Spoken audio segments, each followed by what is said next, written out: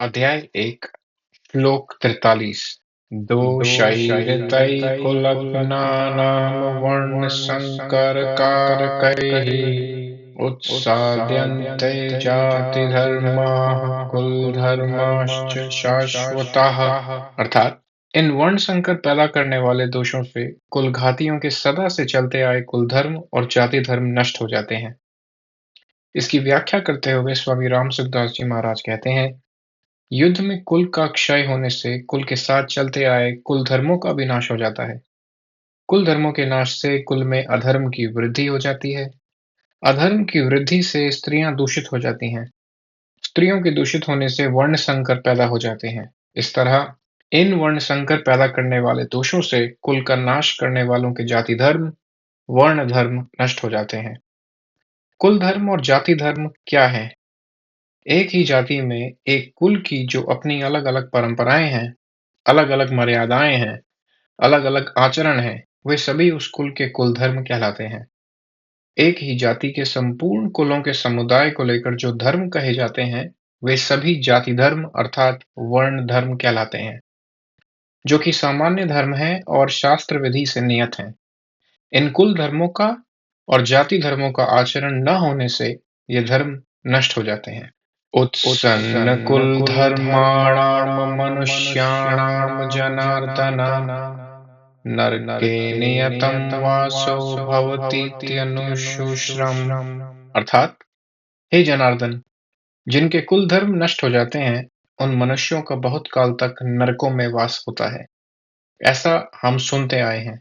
अध्याय 1 श्लोक 44 की व्याख्या करते हुए स्वामी राम सुखदास जी महाराज कहते हैं, भगवान ने मनुष्य को विवेक दिया है, नया कर्म करने का अधिकार दिया है, अतः यह कर्म करने में अथवा न करने में, अच्छा करने में अथवा मंदा करने में स्वतंत्र है।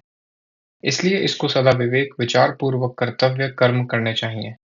परंतु मनुष्य सुख भोग आदि के लोभ में आकर अपने विवेक का निरादर कर देते हैं और राग द्वेष के वशीभूत हो जाते हैं, जिससे उनके आचरण शास्त्र और कुल मर्यादा के विरुद्ध होने लगते हैं।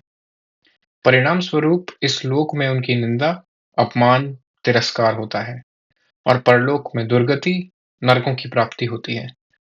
अपने पापों के कारण उनको बहुत समय तक नरकों का कष्ट भोगना पड़ता है। ऐसा हम परंपरा से बड़े बूढ़े गुरुजनों से सुनते आए हैं। पद में कुलघाती और उनके कुल के सभी मनुष्यों का समावेश किया गया है, अर्थात कुलघातियों के पहले जो हो चुके हैं, उन पितरों, उनका, अपना और आगे होने वाले वंश का समावेश किया गया है। अब अध्याय 1 के श्लोक नंबर 44 से 45वें श्लोक का संबंध बताते हुए स्वामी राम सुखदास जी महाराज कहते हैं, युद्ध से होने वाली अनर्थ परंपरा के वर्णन का खुद अर्जुन पर क्या असर पड़ा, इसको आगे के श्लोक में बताते हैं। अर्थात श्लोक नंबर 45। अहो बत महत् पापं कर्तुं व्यवसिता वयं यद् राज्य सुख लोभेन हन्तुं स्वजन्मुद्यताः। यह बड़े आश्चर्य और खेद की बात है कि हम लोग बड़ा भारी पाप करने का निश्चय कर बैठे हैं, जो कि राज्य और सुख के लोभ से अपने स्वजनों को मारने के लिए तैयार हो गए हैं। इसकी व्याख्या करते हुए स्वामी जी कहते हैं, ये दुर्योधन आदि दुष्ट हैं। इनकी धर्म पर दृष्टि नहीं है। इन पर लोभ सवार हो गया है। इसलिए ये युद्ध के लिए तैयार हो जाएं तो कोई आश्चर्य की बात नहीं है। परंतु हम लोग तो धर्म अधर्म को, कर्तव्य अकर्तव्य को, पुण्य पाप को जानने वाले हैं।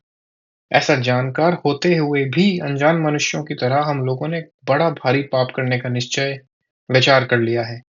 इतना ही नहीं, युद्ध में अपने स्वजनों को मारने के लिए अस्त्र शस्त्र लेकर तैयार हो गए हैं।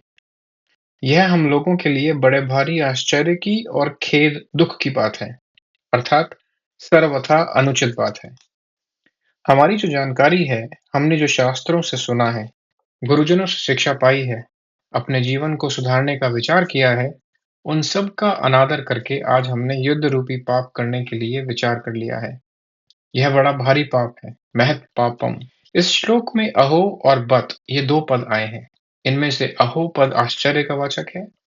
आश्चर्य यही है कि युद्ध से होने वाली अनर्थ परंपरा को जानते हुए भी हम लोगों ने युद्ध रूपी बड़ा भारी पाप करने का पक्का निश्चय कर लिया है। दूसरा बत पद खेद का या दुख का वाचक है। दुख यही है कि थोड़े दिन रहने वाले राज्य और सुख के लोभ में आकर हम अपने कुटुंबियों को मारने के लिए तैयार हो गए हैं।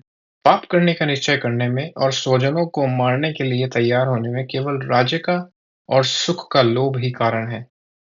तात्पर्य है कि अगर युद्ध में हमारी विजय हो जाएगी, तो हमें राज्य, वैभव मिल जाएगा, हमारा आदर सत्कार होगा, हमारी महत्ता बढ़ जाएगी, पूरे राज्य पर हमारा प्रभाव रहेगा, सब जगह हमारा हुक्म चलेगा। हमारे पास धन होने से हम मनचाही भोग, सामग्री जुटा लेंगे, फिर खूब आराम करेंगे, सुख भोगेंगे। इस तरह हमारे पर राज्य और सुख का लोभ छा गया है, जो हमारे जैसे मनुष्यों के लिए सर्वथा अनुचित है। इस श्लोक में अर्जुन यह कहना चाहते हैं कि अपने सद्विचारों का, अपनी जानकारी का आदर करने से ही शास्त्र, गुरुजन आदि की आज्ञा मानी जा सकती है। परंतु जो मनुष्य अपने सद्विचारों का निरादर करता है, वह शास्त्रों की, गुरुजनों की और सिद्धांतों की अच्छी-अच्छी बातों को सुनकर भी उन्हें धारण नहीं कर सकता। अपने सद्विचारों का बार-बार निरादर या तिरस्कार करने से सद्विचारों की सृष्टि बंद हो जाती है। फिर मनुष्य को दुर्गुण दुराचार से रोकने वाला है ही कौन? ऐसे ही हम भी अपनी जानकारी का आदर नहीं करेंगे, तो फिर हमें अनर्थ परंपरा से कौन रोक सकता है? यहाँ अर्जुन की दृष्टि युद्ध रूपी क्रिया की तरफ है। वे युद्ध रूपी क्रिया को दोषी मानकर उससे हटना चाहते हैं, परंतु वास्तव में दोष क्या है? इस तरफ अर्जुन की दृष्टि नहीं है। युद्ध में कौटुंबिक मोह, स्वार्थभाव, कामना ही दोष है। पर इधर दृष्टि न जाने के कारण अर्जुन यहाँ आश्चर्य और खेद प्रकट कर रहे हैं, जो कि वास्तव में किसी भी विचारशील धर्मात्मा शूरवीर क्षत्रिय के लिए उचित नहीं है। अर्जुन ने पहले 38वें श्लोक में दुर्योधन आदि के युद्ध में प्रवृत्त होने में, कुलक्षय के दोष में और मित्र द्रोह के पाप में लोभ को कारण बताया, और यहाँ भी अपने को राज्य और सुख के लोभ के कारण महान पाप करने को उद्यत बता रहे हैं। इससे सिद्ध होता है कि अर्जुन पाप के होने में लोभ को हेतु मानते हैं। फिर भी आगे तीसरे अध्याय के 36वें श्लोक में अर्जुन ने मनुष्य ना चाहता हुआ भी पाप का आचरण क्यों कर बैठता है, ऐसा प्रश्न क्यों किया? इसका समाधान है कि यहाँ तो कौटुंबिक मोह के कारण अर्जुन युद्ध से निवृत्त होने का धर्म और युद्ध में प्रवृत्त होने को अधर्म मान रहे हैं, अर्थात उनकी शरीर आदि को लेकर केवल लौकिक दृष्टि है। इसलिए वे युद्ध में स्वजनों को मारने में लोभ को हेतु मान रहे हैं। परंतु आगे गीता का उपदेश सुनते-सुनते उनमें अपने श्रेय, कल्याण की इच्छा जागृत हो गई। गीता के तीसरे अध्याय का दूसरा श्लोक। इसीलिए वे कर्तव्य को छोड़कर न करने योग्य काम में प्रवृत्त होने में कौन कारण है, ऐसा पूछते हैं। अर्थात वहां यानी कि तीसरे अध्याय के 36वें श्लोक में अर्जुन कर्तव्य की दृष्टि से, साधक की दृष्टि से पूछते हैं। यहाँ तक अध्याय 1 श्लोक नंबर 45 तक कवर हुआ। आगे के श्लोक अगले वीडियो में।